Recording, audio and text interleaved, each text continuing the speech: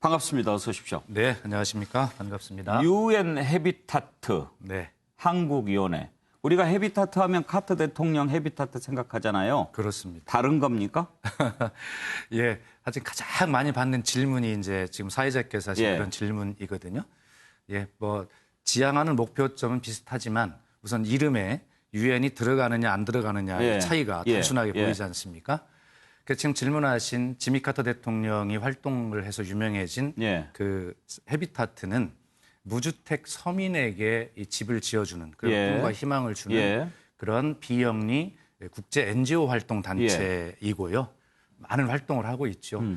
또 제가 하고 있는 유엔 해비타트는 말 그대로 유엔 총회 안에 유엔의 가치와 신념을 실현하기 위한 34개 정도의 이 실행 기구들이 있는데 예. 이제 그 중에 하나입니다. 이제 많이 들어보신 대로 이제 유니세프 그러면 이제 아동의 복지 문제를 그렇죠. 다룬다든가 유넵 그러면 유엔 환경교획이라고 환경 문제를 다루는 이런 것인데 예. 그런 기구들이 산하기구들이 한 34개 정도 있는데 그중에 유엔 해비타트는 인간 정주계획이라고 불리는 기구거든요. 예. 그래서 사람의 정주 여건과 관련된 그런 주제들을 다루는데 이 사람의 정주와 관련된 요소라는 것이 굉장히 많을 거 아닙니까?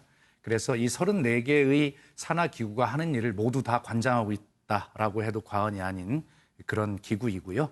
그다음에 모든 유엔의 그런 기구들은 193개 예. 회원국의 전부 한국위원회, 일본위원회 같은 국가위원회가 있는데 유엔 해비타트만큼은 국가위원회를 한 번도 두지 않은 기구입니다. 유일하게.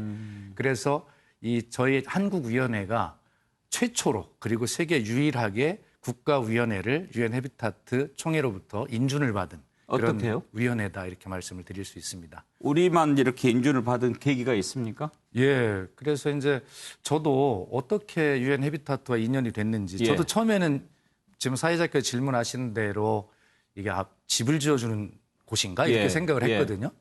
근데 간단히 말씀을 드리면 제가 청와대 대변인 시절인데 예. 아시다시피 이제 문재인 정부는 인수위원회가 없이 바로 출범한 정부이기 때문에 그 당시 대변인이 어떤 국정 과제, 정책 과제도 브리핑을 예. 할 때거든요. 그러니까 문재인 정부의 국정 과제인 뭐 청년 문제, 일자리 문제 이런 것들을 막 입에 달고 살을 때인데 예. 저에게 온 여러 가지 홍보물 중에 보니까 청년 일자리라고 영어로 이제 써 있었습니다. 예. 홍보물이 언뜻 보이는 거예요. 이게 뭔가 하고 제가 이제 꺼내서 봤더니 유엔 해비타트라고 써 있었어요. 그래서 저도 처음에는 이 집을 지어주는 활동하는 이런 곳에서 청년들에게 일자리를 만들어주는 건가 이렇게 생각으로 봤더니 그건 또 차원이 다른 거였어요. 그러면 그때 홍보물이 온 곳은 유엔에서 네. 유엔 해비타트 활동이 이런 거니까 대한민국도 좀 관심을 가져달라 이런 내용이었던 모양이죠? 그런 내용은 아니고 일상적으로 발행되는 그런 홍보물이었는데 제 눈에 띄게 된 것이죠. 예.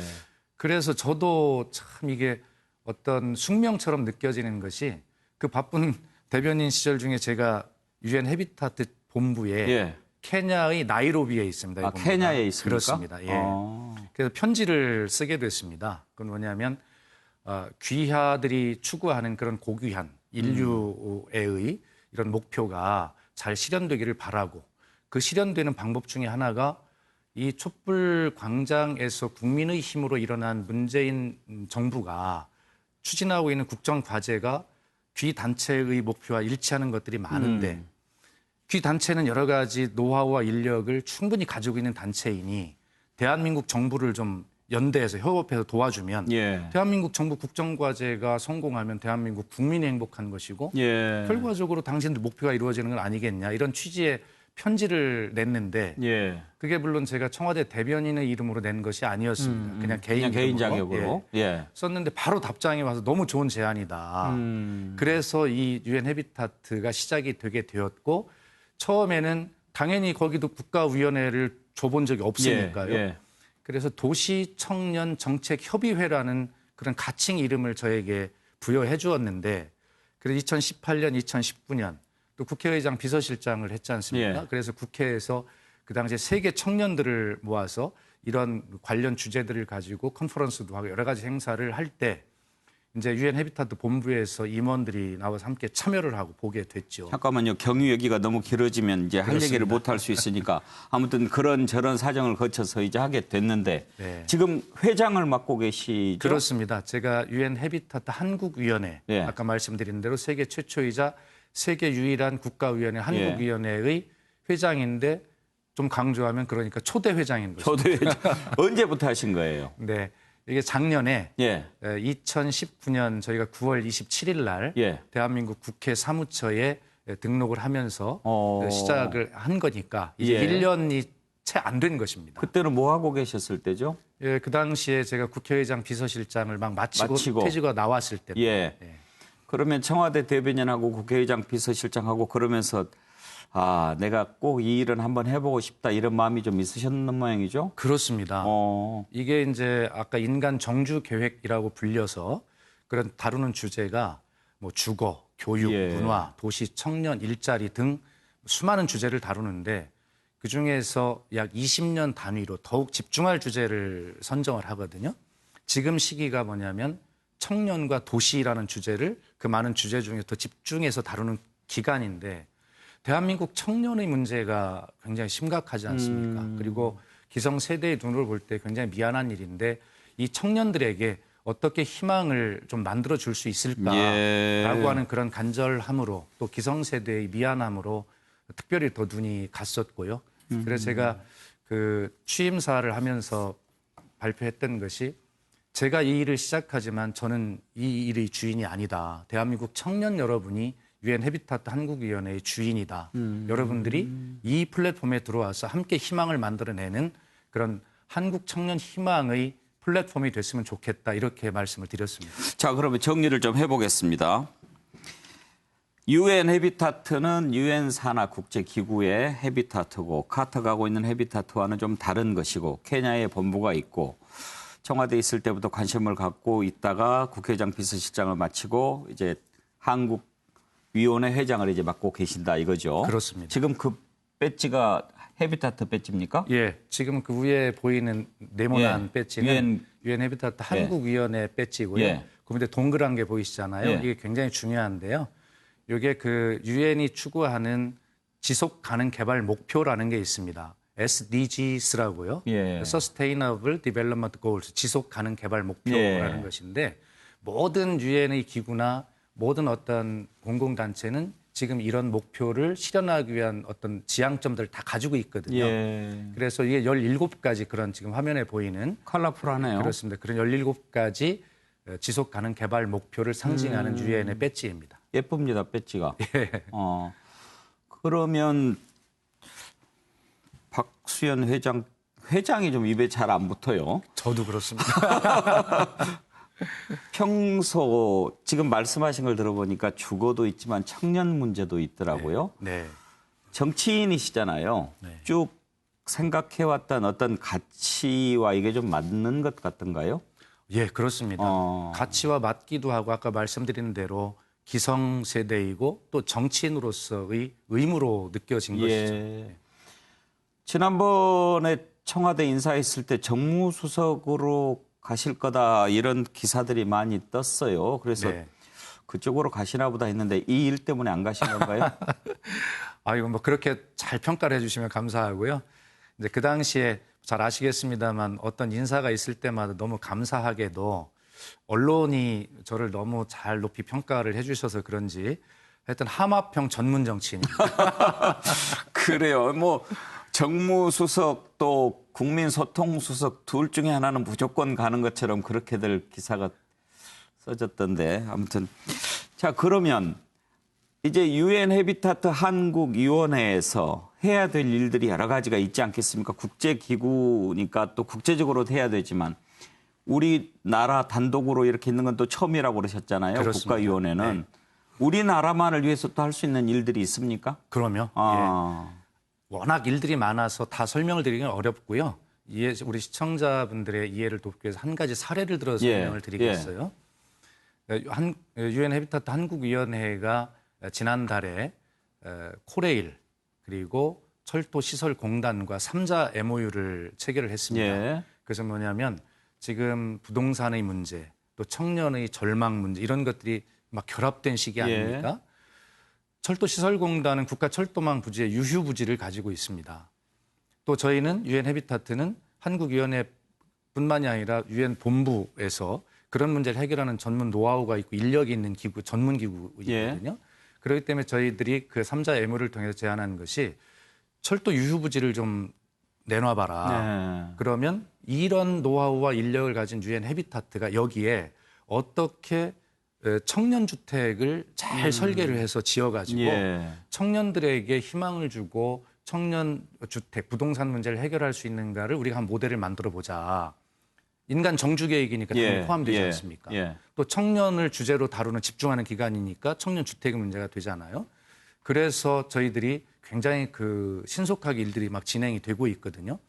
사실 국가도 그런 어떤 유휴부지나 이런 걸 가지고 있지만 그것을 제대로 활용하고자 하는 목표들을 가지고 있지만 선뜻 하기가 어렵거든요. 그런데 그런 공신력을 가지고 있는 유엔 기구가 함께 제안을 했을 때 아, 이거 뭔가 해보자라고 하는 생각을 하게 되거든요. 바로 이러한 일들을 정주와 관련된 이러한 일들을 저희들이 스스로 개발해서 열심히 하고 있고요. 그다음에 지금 국토교통부가 중점적으로 추진하고 있는 도시 재생의 문제, 또 스마트 시티 건설의 문제, 이런 도시 문제도 전문성을 가지고 있는 기구거든요. 그렇기 때문에 어떻게 하면 대한민국의 도시 재생 뉴딜 사업이 제대로 성공할 수 있을 것인가라고 하는 그러한 어떤 그 마스터 플랜 같은 것들을 저희들이 제안하고 짜주고 하는 이러한 일들을 대한민국에서만 할 수 있는 일들이 무궁무진합니다. 거기에 보면, 청년들이 집중적으로 더 참여할 수 있도록 그래서 청년 일자리를 더 만들어낼 수 있도록 하는 그런 목표도 저는 함께 가지고 있다는 말씀드립니다. 뭐 지금 사실 말씀하신 것 아주 설명을 잘해 주셨고 원래 설명 잘하시지만 아직도 제가 전체적으로는 다 이해를 못한 것 같아요. 왜냐하면 실체를 잘 몰라서. 그렇지만 주거 문제, 청년 문제 이 단어들은 지금 대한민국의 가장 큰 숙제잖아요. 그렇습니다. 그런 부분들을 하는 일이다. 이렇게 생각하니까 상당히 기대도 되고 잘 됐으면 좋겠다. 그런 생각이 듭니다. 뭐 그러면 이 일을 하게 되면 국제사회에서 지원도 해줍니까? 아, 이게 이제 그런 질문도 이제 헤비타트와 어떻게 다릅니까 하는 질문과 어떤 지원을 받습니까? 이런 질문을 가장 많이 하세요. 그렇겠죠. 그래서 예를 들면 이것도 예를 들어 설명을 드리겠어요. 작년 5월 달에 우리 대한민국 국토교통부와 유엔 해비타트 본부가 업무 협약을 맺었습니다. 그리고 대한민국 국토교통부가 매년 거기에 도네이션을 하는 협약이죠. 자, 우리가 도네이션을 했으면 그걸 이용해야 될 거 아니겠습니까? 그래서 국토교통부가 하고 있는 도시재생 뉴딜 사업을 어떻게 하면 성공시킬까라고 하는 그런 어떤 정책적 지원 이런 것들 유엔 해비타트 본부가 이제 하게 되잖아요. 계약을 맺어서 프로젝트를 하게 되지 않습니까? 거기에 유엔 해비타트 한국위원회가 개입을 해서 양자의 어떤 중재 역할도 하면서 그 프로젝트를 또 수행을 하는 것이죠. 한국위원회 이름으로. 그럼 프로젝트를 수행하게 되면 당연히 그 사업비 안에는 운영비도 포함이 되지 않습니까? 인건비, 사무실 임대료 이런 것들. 그래서 그런 어떤 재원을 가지고 저희들이 하는 것이기 때문에 이것을 국제사회로의 어떤 지원이라고 표현하는 것은 조금 결이 다른 이야기고요. 저희가 일을 통해서 어떤 수익을 창출하기도 하는 것인데요. 이미 저희가 1년이 채 안 됐습니다만 대한민국 청년 전문가들, 일꾼들을 한국위원회 벌써 30명을 채용을 했습니다. 지금 현재? 그렇습니다. 그래서 그 친구들이 각자 지금 말씀하신 인간 정주계획이라고 하는 그런 틀을 놓고 대한민국의 모든 부서의 사업들을 분석해서 우리가 할 수 있는 일들이 무엇인가라고 하는 걸 다 찾아내서 그 정부부처 기관에 제안하고 또 MOU를 맺어서 실제로 실행 계획에 옮기기도 하고 지금 그렇게 추진을 해나가고 있는 중입니다. 이제 성과가 좀 나오면 그때 한번 또 자리를 만들어서 얘기를 들어보기로 하고 지금 민주당 그 지구당 위원장은 그대로 하고 계시죠? 제가 출마를 계속했던 충청남도 공주 부여 청양의 지역위원장을 맡고 있습니다. 근데 대체로 이렇게 국제기구라든지 또 NGO성 이런 사회사업 단체 고귀한 단체를 정치인들이 하면 좀 색안경을 끼고 보지 않습니까? 지금 사회자님 안경에는 색안경이 아니니까. 그래서 저도 그런 것이 굉장히 좀 걱정이 되어서 그렇지 않도록 더욱더 조심하고 더욱더 노력을 하는데 아마 말씀하신 대로 대한민국 청년들과 함께 청년을 위한 그런 성과들을 진정성 있게 내게 되면 예. 뭐 그것이 정치인이 하는 일이든 아니면 어떻습니까? 그래서 예. 결과적으로 아까 말씀드린 대로 기성세대이고 정치인이기 때문에 더욱더 그런 숙명 같은 사명감을 가지고 있다는 말씀을 예. 드리고 대한민국 청년들과 함께 손을 잡고 열심히 해보겠습니다. 예. 혹시 거기서 뭐 급여도 받습니까? 저는 완벽한 무급여입니다. 무보수직입니까? 그렇습니다. 그러면 조금 더 지적성이 느껴지는데. 네. 알겠습니다. 오늘 UN 해비타트 한국위원회 제가 좀 배웠습니다. 앞으로 좀 성과가 있기를 바라고요.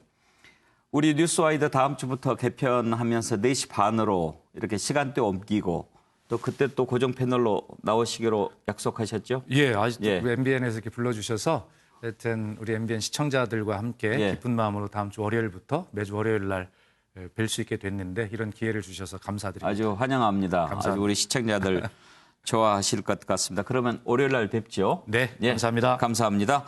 예, UN 해비타트 한국위원회 회장을 맡고 있는 박수현 전 청와대 대변인과 얘기 나눠봤습니다.